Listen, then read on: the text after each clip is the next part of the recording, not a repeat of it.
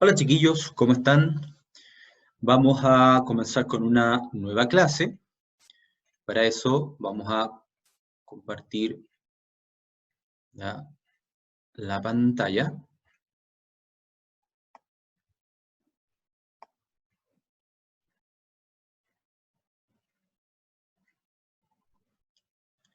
Esta clase eh, consiste en el largo desarrollo que se generó a lo largo de bastante tiempo para poder determinar las bases de la teoría celular, ¿ya?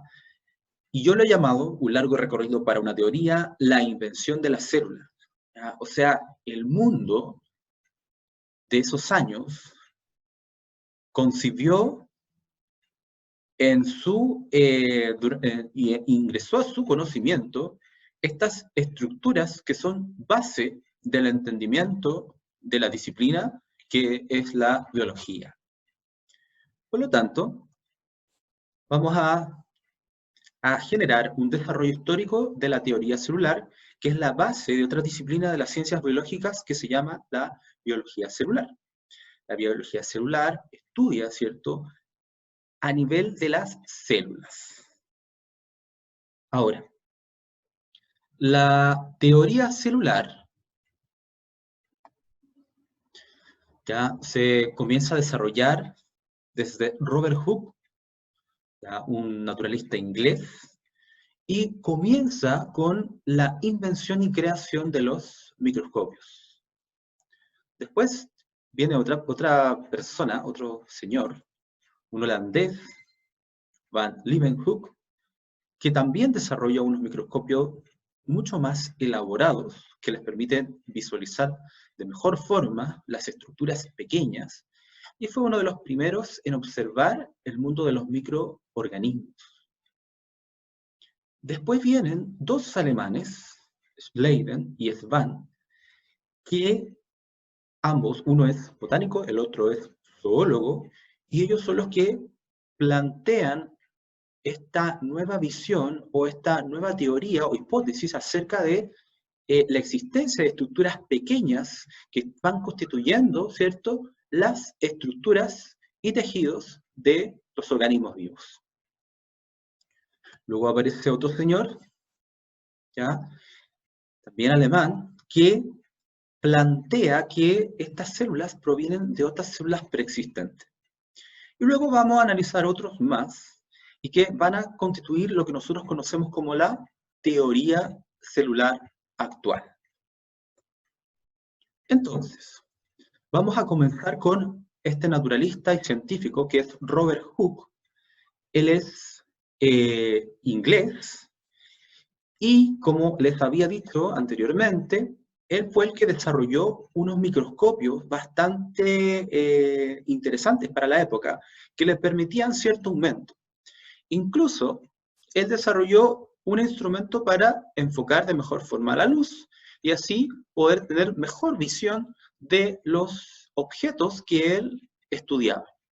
Y así como un niño pequeño, él empezó a observar todo lo que fuese interesante de poder visualizar. Él, como era un científico importante, porque él pertenecía a la Royal Society. La Royal Society es una academia de ciencias, la primera en el mundo, que está en Londres, y cualquier científico respetable y serio pertenecía a esa institución. Si tú no pertenecías, entonces no era muy valorado ni bien visto el trabajo que realizases, aunque fuese de un método científico.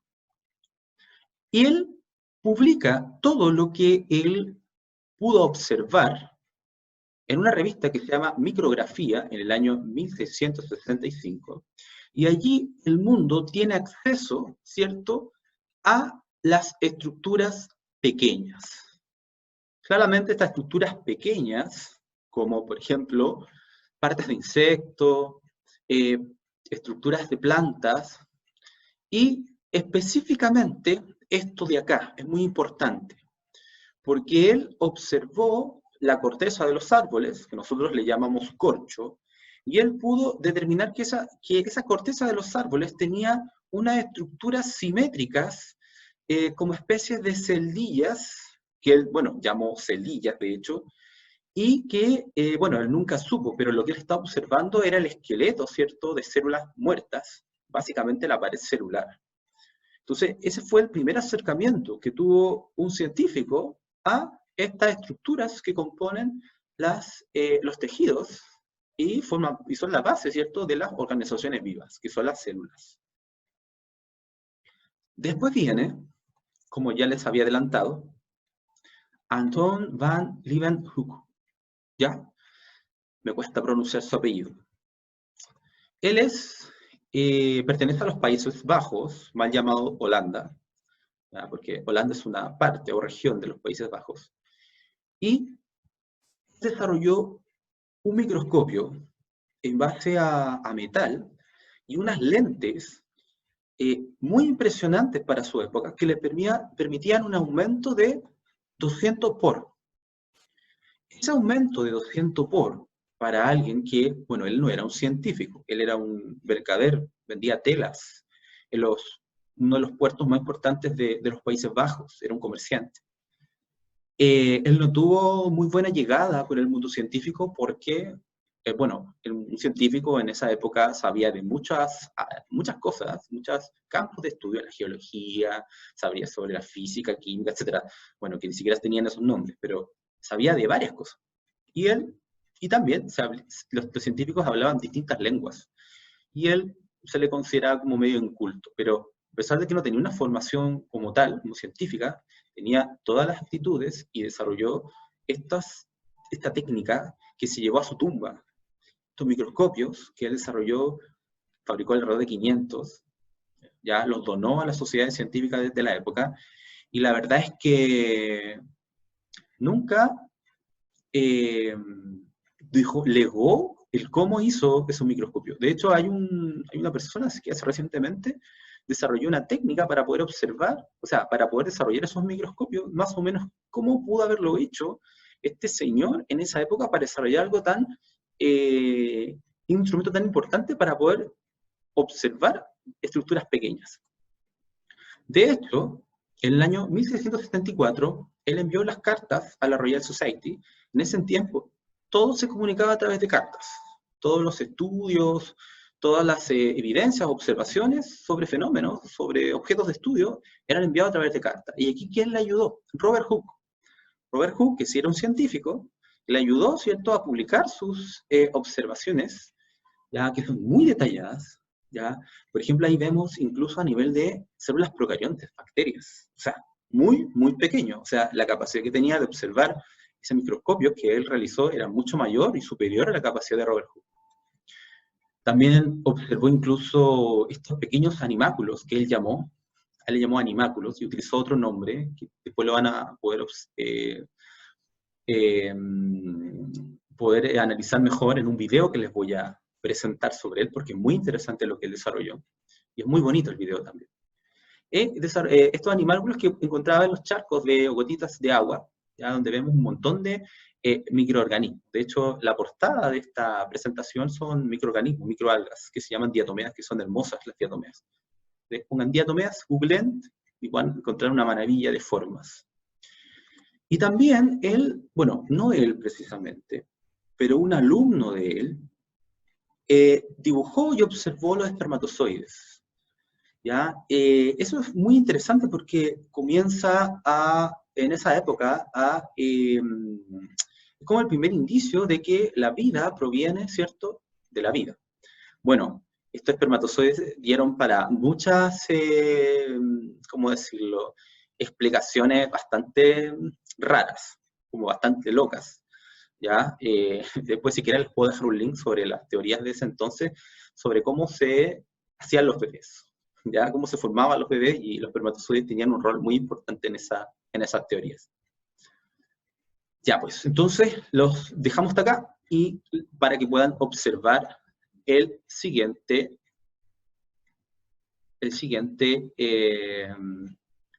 video.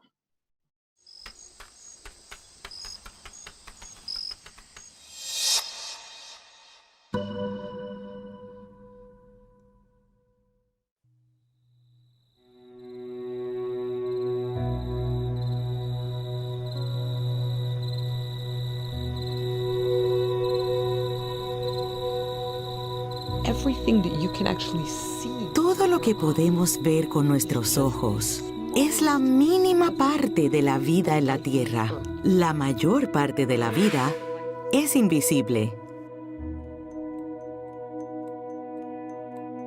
Todavía tenemos la idea de que somos lo más importante en la Tierra y en realidad somos solo los espectadores. Los microbios están trabajando. Wat doe je als je dingen ziet wat niemand ooit heeft gezien? What do you do when ¿Qué you see hacemos things cuando that no vemos one algo que nadie ha visto antes? L-E-Y, Leuven, se pronuncian con una B, Hoek, Leuvenhoek. Anthony van Leeuwenhoek. Hij was een haberdasher. Era comerciante textil en la ciudad de Delft, Países Bajos. Y la razón de su interés por los microscopios es un misterio. Realmente no lo sabemos. Realmente no lo sabemos. La calidad de su microscopio era excelente.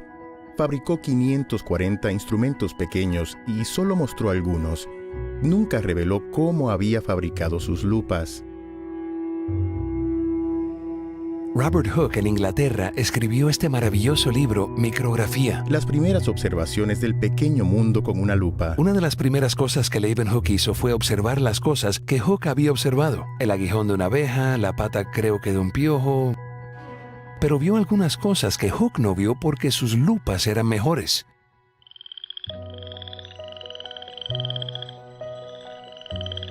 Era verano, corría agosto. Los días son tan largos que las algas crecen mucho en el agua. Él las llamaba nubes verdes. Era curioso y llevaba un recipiente de vidrio, un frasco, que llenó con agua. Al día siguiente, lo puso bajo la lupa y vio vetas verdes.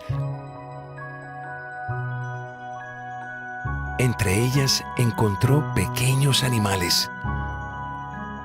Eran muchísimo más pequeños, como 1000 veces más pequeños que nada que hubiese visto. Y creo que dijo, confieso que no podía hacer otra cosa que admirarlos.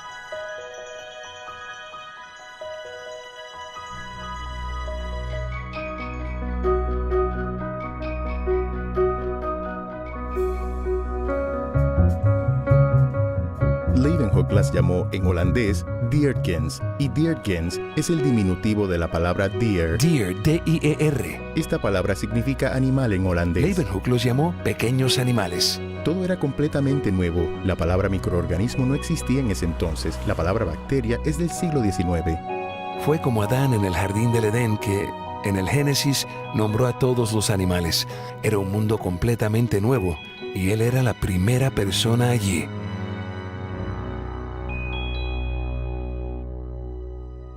Escribió una carta a la Royal Society, organización pionera en practicar la ciencia experimental. Los miembros decían, ¡santo cielo, qué es esto! Al principio no lo creían. Finalmente, otros miembros de la Royal Society también pudieron verlo. Y el resto es historia. Y así él descubrió muchas cosas Esperma, glóbulos rojos, protozoos y bacterias. que nadie había visto antes. Fue la primera persona en ver todo lo que había analizado durante 50 años. Van Leeuwenhoek quería ver estas cosas y realmente lo hizo. Pero ahora sabemos que la mayor parte de la vida es microbiana. Observamos el árbol de la vida y solamente esta parte diminuta es todo lo que vemos.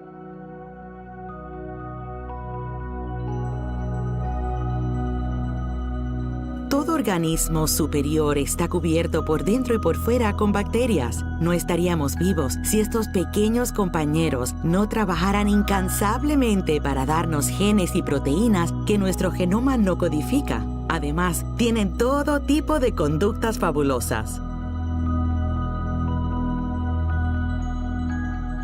Vibrio harveyi es una bacteria marina. Parece una salchicha y es muy rápida. Vibrio significa vibrar. Y lo que es asombroso es que si uno las observa agruparse, todas las bacterias, al unísono, comienzan a brillar en la oscuridad. Al estudiar este organismo bioluminescente, descubrimos que las bacterias se comunican con un lenguaje molecular. Pensábamos que las conductas sociales pertenecían a los organismos superiores. Ahora sabemos que las bacterias fueron quizás los primeros organismos de la Tierra en comunicarse por primera vez.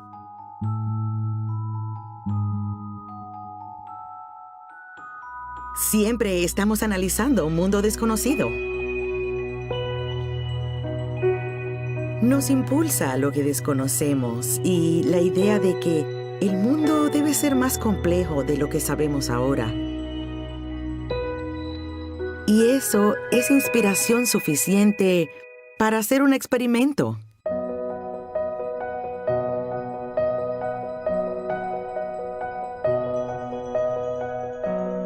¿Puede imaginarse ser el primero en ver su esperma nadando? Sería aterrador, ¿no?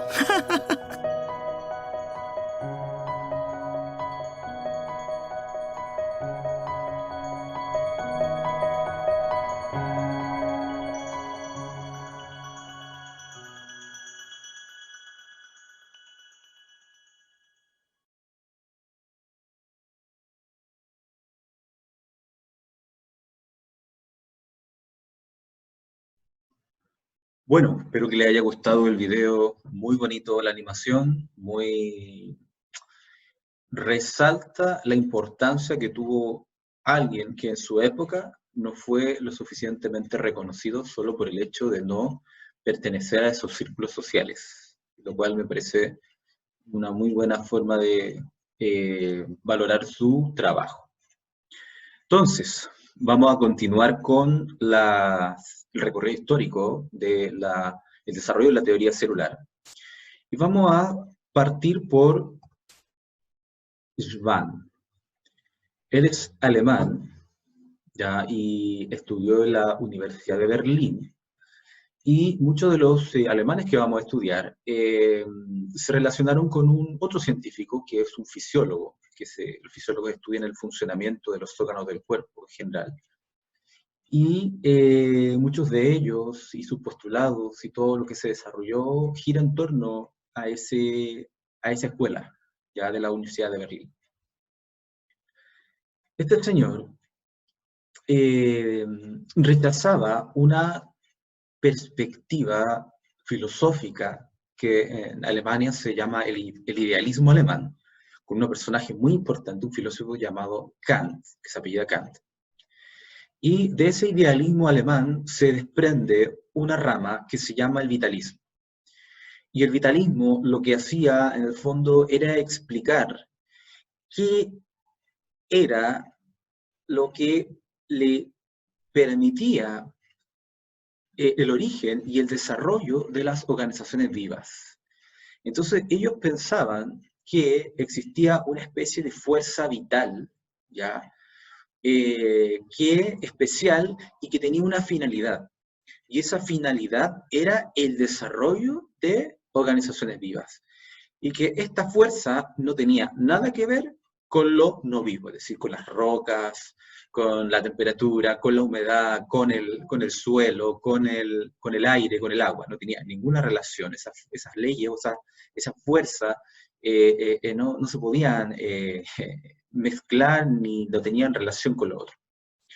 Pero Theodor Schwann proponía otra perspectiva filosófica que se llamó, bueno, todavía persiste, que es el mecanicismo. Y lo que hace el mecanicismo, y es la intuición que tenía Theodor Schwann, es que él quería explicar que la materia viva, lo vivo, obedecía a las mismas leyes y principios físicos y químicos que regían al mundo no vivo. ¿Ya? Entonces, él en el fondo quería unificar el conocimiento de los organismos vivos o la biología con las demás ciencias. Él decía y pensaba, y bueno, otros científicos más, que habían causas, ¿ya? O mecanismos que explicaban el origen, el desarrollo, ¿cierto? Y la evolución que tenían las organizaciones vivas. Entonces, él lo que no encontraba era una forma de explicarlo y darlo a conocer. Por lo tanto, mientras no existía evidencia fuerte, importante, se seguía y se mantenía esta perspectiva filosófica, que aún continúa. Ya hay explicaciones vitalistas para ciertos fenómenos que son difíciles de estudiar, y por eso son fenómenos. Por ejemplo, la mente. Yo puedo, por ejemplo, estudiar el cerebro, estudiar las neuronas, estudiar como funciones básicas del cerebro, pero yo no puedo explicar cómo las neuronas o las partes del cerebro interactúan entre sí y surge la conciencia a partir de impulsos eléctricos o conexiones o sinapsis que se ocurran en las neuronas. Entonces, esa perspectiva aún continúa. Pero, desde la perspectiva de las organizaciones vivas, del surgimiento y desarrollo de las organizaciones vivas, esa perspectiva ha ido prácticamente desechada y aparece esta propuesta mecanicista. El tema es que Svan no tenía como las evidencias ni observaciones para poder afirmar la intuición que él tenía. Él era una persona muy ordenada, era una persona muy disciplinada, y a pesar de que era médico, su profesor, en este caso Müller, lo influenció para que él siguiera una carrera científica. Bueno, el problema que él se encontraba en su época es que la microscopía, a pesar de los desarrollos que se generaron después de Leeuwenhoek, no sé si lo digo bien, no eran suficientes para poder realizar las observaciones que él necesitaba y evidencias necesarias para poder entender qué era lo que originaba y desarrollaba, ¿cierto?, a las organizaciones vivas. Y además existían pobres conocimientos en torno a la química, a las leyes de la química, que son bastante importantes, ustedes saben, para entender las reacciones químicas, que en este caso es el metabolismo de las organizaciones vivas. Entonces, se encontraba con este tipo de...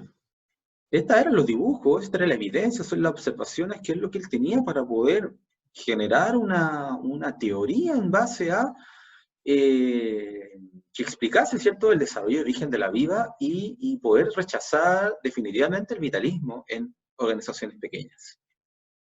Pero él sabía que tenía que estudiar a fondo tejidos. De hecho, era un zoólogo, él se dedicó a estudiar tejidos animales, y a partir de eso tuvo interesantes observaciones y desarrolló interesantes ideas. Él conoció a un botánico que es bien particular, Schleiden, Matthias Schleiden. Él también es alemán, él no estudió en la Universidad de Berlín, ¿ya?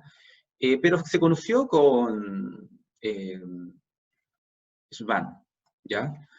Y él fue un abogado, al principio estudió leyes, él se burlaba de la gente que utilizaba los microscopios o que se interesaba por este tipo de campo de estudio, porque no era algo común. Pero incluso tuvo varias crisis en su vida, que incluso tuvo un intento de suicidio. Pero después se fue por el lado de la botánica, ya esa es su especialidad, y también comenzó a estudiar los tejidos. Y se encontró con Svan, y Schleiden le había propuesto a él una teoría sobre cómo a partir de los tejidos y de estas celdillas, que ya había acuñado el nombre, o células, que ya se utilizaba el nombre célula. Bueno, aún no se utiliza el nombre célula. Ya, pongámosle que se utilizaba celdilla, creo que se utilizaba celdilla. Le da una explicación de cómo es que se originan más de estas estructuras que están presentes, ¿cierto?, en las semillas de las plantas. Entonces aparece como este dibujo que le explica, esta estructura que le llama el citoblasto, que hoy sabemos que es un saco embrionario de la semilla. Y hay otra estructura que se va agrandando, que se le llama citoblasfema. Entonces, él le explicó lo siguiente a Svan. Él le dio una explicación sobre el desarrollo y el origen de las plantas y cómo esto se podía explicar a partir de leyes y principios físicos, químicos, bueno, principalmente físicos. Entonces, él decía de que este citoplasto había un líquido que producía una especie de coagulación, donde aparecían como una especie de gránulos o celdillas que iban aumentando. Entonces, de ese citoblasto se genera un citoplasma, de ese citoplasma se generan estos puntitos o gránulos y que generaban a su vez más de estas celdillas. Claramente la explicación de Schleider no es errónea, ya, es errónea. De hecho, no define lo que es una célula, no define lo que es una organización celular, y la verdad es que, bueno, no lo vamos a culpar, las cantidades, o sea, la información que ellos tenían, o la evidencia, o las observaciones, no daban como para establecer fácilmente la existencia de las células. Pero, cuando le mencionó estas estructuras y los dibujos que él hizo sobre las plantas y tejidos, los tejidos de las plantas, bueno, sabemos que son células vegetales, Ashman recordó y vino a su mente que él, en sus trabajos, donde había estudiado ciertas estructuras y tejidos animales, aparecían estas mismas celdillas. ¿Ya? Eran muy similares a lo que él había observado en los animales, ¿ya? Que son organismos muy distintos, ¿cierto?, al reino de las plantas. Entonces, él se le enciende la ampolleta y él pensó, ¿cierto?, que existía como, él como que encontró este principio rector, esta idea que le permitía estructurar y generar una teoría ya mecanicista e ir en contra del vitalismo para explicar cómo se originaban y se desarrollaban las estructuras de las organizaciones vivas, especialmente plantas y también animales. ¿Ya? Y él dio con una teoría, ¿ya? Una teoría que mucha de esa teoría viene de la idea de Schleider, de estos citoblastos y estos citoblastemas.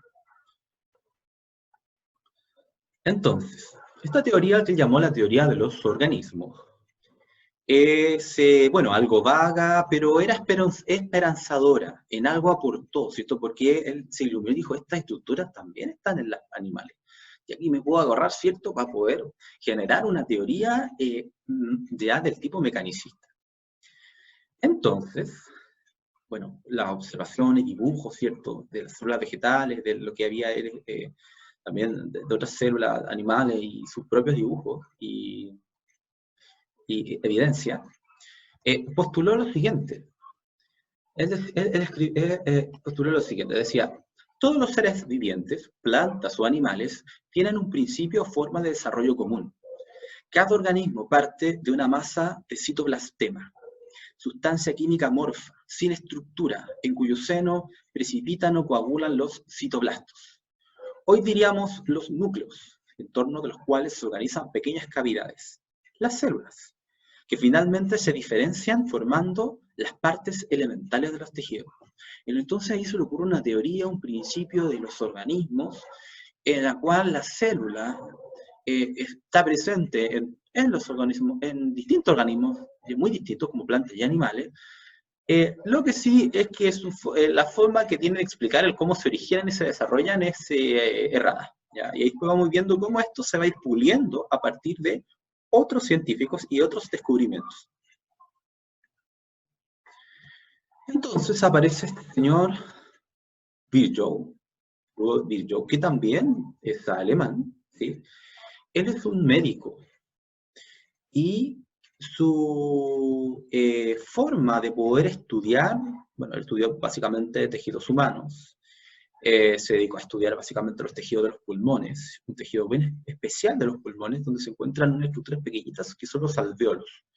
Los alvéolos, con las técnicas que se conocían desde entonces, para observar una célula hay que hacer un corte muy, muy delgadito, muy preciso, ponerlo en una estructura de vidrio, portaobjeto, fijar eso, pegarlo, adherirlo, y poder visualizar qué hay. Pero eso es complejo, hay que hacer cortes muy precisos, y ahí en esa época las técnicas eran bastante rudimentarias.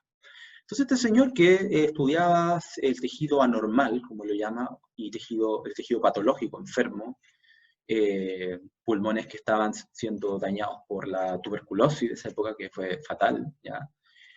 Y también estudió tejidos sanos. Entonces, Virchow, que también estaba interesado en este tema y que también conocía los principios y esta teoría de los organismos de Schwann, al principio, él, bueno, comenzó a estudiar, ¿cierto?, las células de, bueno, distintos tejidos, pero principalmente alveolos y tejido pulmonar, y dio con, primero, esta visión, ¿cierto? Él decía, bueno, él también observaba esto en los pulmones de las personas, como exudado, líquido, ¿ya? De esta masa, ¿cierto? Él decía, el exudado líquido, el plasma, que era el citoplastema, ¿ya? Esta masa amorfa, como líquida, donde se precipitaban, ¿cierto?, estos puntitos o gránulos que llamaban citoplastos, y ahí aparecían, ¿cierto?, las células. Eran como los, entre comillas, los núcleos de origen de las células.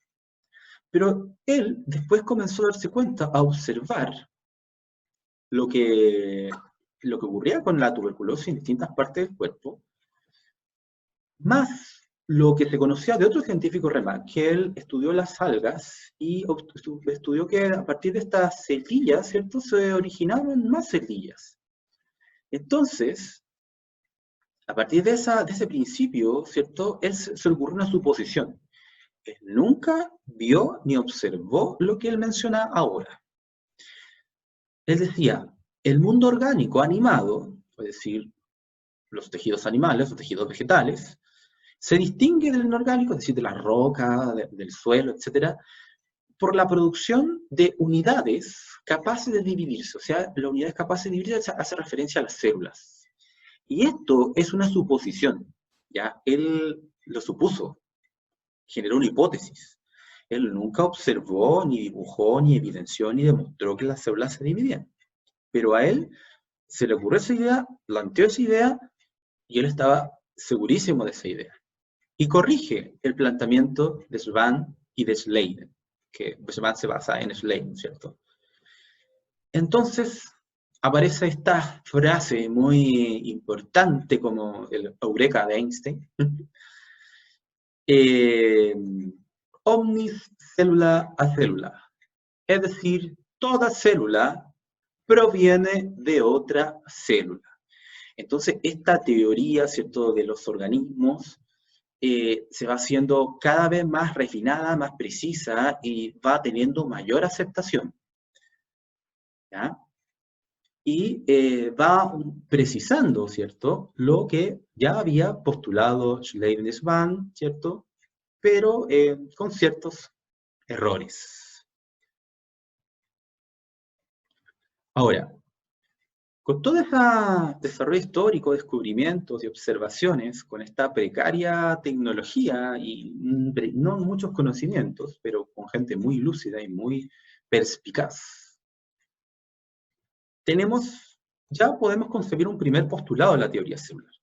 Los postulados son enunciados, proposiciones, ya que son proposiciones verdaderas, que tienen cierta evidencia y que están vigentes hasta el día de hoy. Primero, dice, en principio todos los organismos están compuestos de células, ¿sí? Y eso fue algo que fue aportado por Schleiden y Schwann, desde el estudio de la botánica y el estudio de la zoología. Y los otros dos postulados, que dice, en las células tienen lugar reacciones metabólicas del organismo. Virchow también planteó, aunque él no lo demostró, ninguno de sus planteamientos los demostró él, pero su intuición decía que dentro de estas células ocurrían una serie estaban desarrollándose las leyes de la química, de la física, que eran las mismas leyes que afectaban al mundo inorgánico, como le llamaban, o el mundo de lo no vivo, las piedras, etcétera, las aguas, la temperatura, y que ahí tenían una serie de reacciones, ¿cierto? Y que eso permitía también la división y la formación de nuevas células preexistentes. O sea que las células provienen de otras células, ¿ya? Porque también existía otra teoría, también de esta perspectiva vitalista, que proponía que lo vivo provenía de, como decía, de esta esta fuerza vital, ¿ya? Y eso se llamó el principio de generación espontánea. Pero nos queda un cuarto postulado en la teoría celular. Las células contienen el material hereditario. No lo demostró ni Leiden, no lo demostró ni Svahn, no lo demostró ni Virchow. De hecho, Virchow no demostró nada. Él aseguró y plantó esa teoría, esa idea, y que resultó ser verdadera. Entonces, ¿quién falta? ¿Qué aportes faltan para poder concluir este desarrollo histórico de la teoría celular?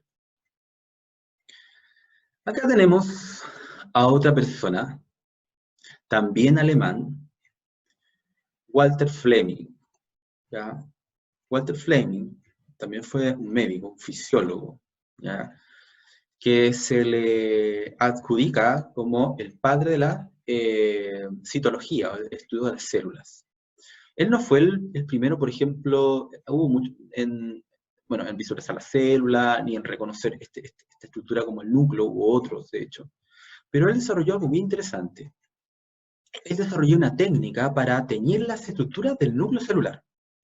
Sabía la existencia del núcleo celular en ese entonces. Y en 1884 publicó una revista, ya lo titula Sustancia celular, núcleo y división celular. ¿Ya? Este fue uno de los experimentos más importantes de la biología, ¿ya? Uno de los 10 experimentos más relevantes de la historia de la biología.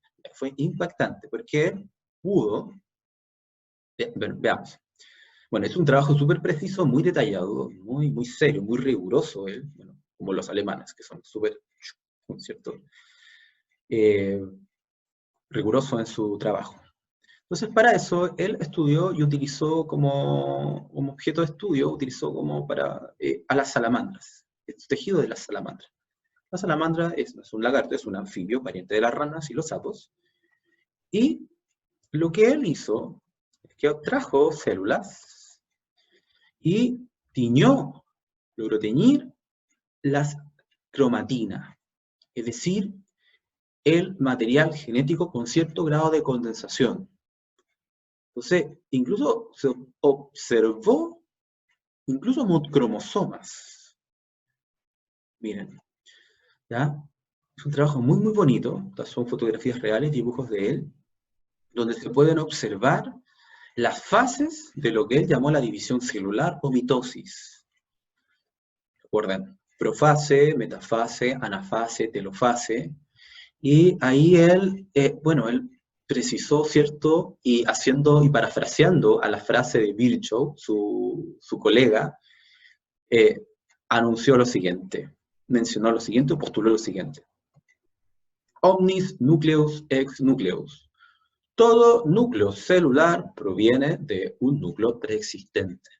Entonces, esa estructura contenía los fundamentos para explicar, ¿cierto?, que las células ya provienen de otras células,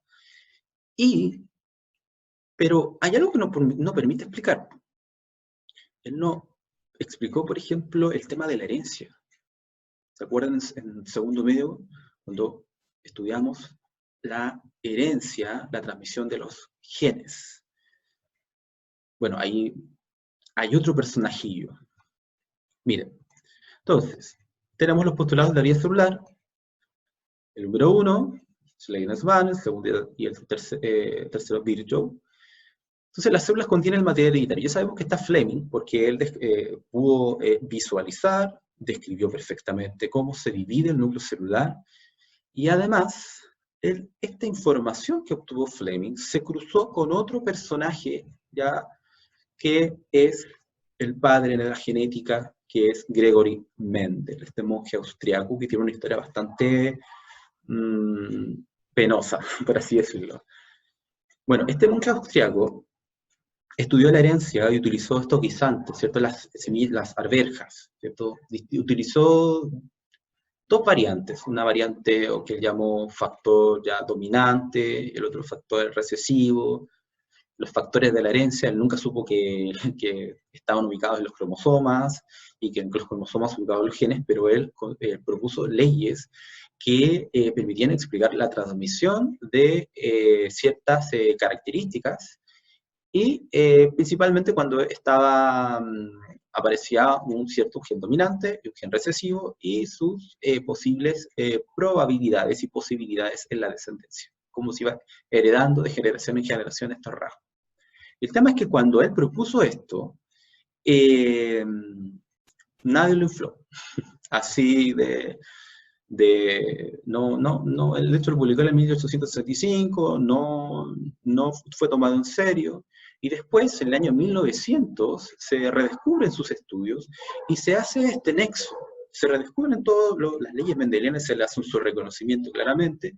Entonces se hace este nexo entre el material hereditario, donde está el núcleo, ¿cierto?, que se divide mediante los cromosomas, que esa fue la información, ¿cierto?, y descubrimiento de Fleming, con la herencia. Entonces, entre los cromosomas se ubican los genes, ¿cierto?, y están los factores de herencia, y a través de este proceso, que es la mitosis, se van transmitiendo estos rasgos de generación en generación. Entonces, ya tenemos los 4 postulados que aún siguen vigentes sobre la teoría celular. Entonces, no fue un proceso fácil, y no fue un proceso tampoco, o sea, no fue un proceso fácil, y un proceso que retomó bastante tiempo. Ahora, ¿qué podemos concluir? Primero, que todos estos avances, todos estos aportes, todos estos descubrimientos, y todos estos planteamientos, y el desarrollo de ciertos instrumentos, explican el origen y el desarrollo de lo vivo desde la evolución orgánica. O sea que hay leyes, ya, que las leyes de la química, las leyes de la física, ya, los procesos metabólicos que ocurren en las células, son los causantes de la generación, la división, ¿cierto?, y mantención de la vida. Y no el vitalismo. De hecho, nunca se pudo demostrar esta como idea acerca de este principio vital, ¿cierto?, que de alguna forma generaba y permitía el desarrollo de la organización viva. Y aquí, en este punto, la biología se va a distanciar de los planteamientos filosóficos, ¿ya?, que se fueron generando ya durante todo ese periodo histórico, y se une y forma parte de las teorías de la física y la química, ¿cierto?, que explican, ¿cierto?, cómo se estructuran, cómo se organizan, y cuál es la base de las organizaciones vivas, en este caso, las células. Ahora, les voy a dejar unas preguntas para la reflexión. Ahí en la descripción, usted puede ver, voy a adjuntar links para que usted pueda profundizar en lo que hemos hablado, pueda repasar, releer los documentos, y me gustaría que usted pudiese responder lo siguiente para el avance, ¿cierto?, de nuestras clases. La primera pregunta: ¿cuál es el rol que tienen estas ideas filosóficas en torno al desarrollo de esta teoría? Fíjense que tienen harto que ver. También, ¿cuál es la importancia del trabajo colaborativo? ¿Cómo se da este trabajo colaborativo? ¿Por qué yo planteo que existe un trabajo colaborativo, de hecho? Porque no lo mencioné en ningún momento de la exposición de la clase. Y número 3, ¿ya?, ¿qué valor tienen las explicaciones que se dan, aunque sean erradas, aunque sean incompletas, o aunque no tengan ninguna evidencia? Ahí hay un valor, ¿ya? ¿Ya? Porque uno tiene la idea que el conocimiento científico es algo como que, ya, esto pasó, esto y esto, y así se enseña en la mayoría de los libros, la teoría celular. Pero el planteamiento de esta teoría fue un trabajo arduo, largo, complejo, difícil, y de hecho no se termina hasta que se descubre, por ejemplo, la estructura del ADN, para entender cómo a nivel molecular se dividía el material genético. Y eso ocurre recién en el año 1954, con el aporte de la fotografía de Rosalind Franklin, la fotografía 51, y el planteamiento de Watson y Crick sobre la estructura de doble hélice. Entonces, fíjense que esta teoría es bastante reciente y requirió de bastante tiempo, donde aportaron muchísimas personas. No es algo fácil la ciencia. La ciencia es algo complejo, porque no es de sentido común. Ya, por ejemplo, si yo, no sé, pues de sentido común es que yo, si no existiese el conocimiento científico, todo lo que se ha desarrollado durante cientos de años, yo todavía pensaría, por ejemplo, que, no sé, porque el Sol es el que se mueve, porque yo veo que el Sol se mueve, ¿sí? Es el Sol el que se mueve. No es la Tierra la que gira sobre el Sol, ¿ya? Entonces, esas ideas requieren de cierta disposición, apertura mental, y para poder entender los procesos que ocurren a nivel procesos creativos y de desarrollo científico que se generan a lo largo de la historia. Eso, chicos, nos estamos viendo, que estén muy bien, y espero que les haya gustado la clase. Así que nos vemos.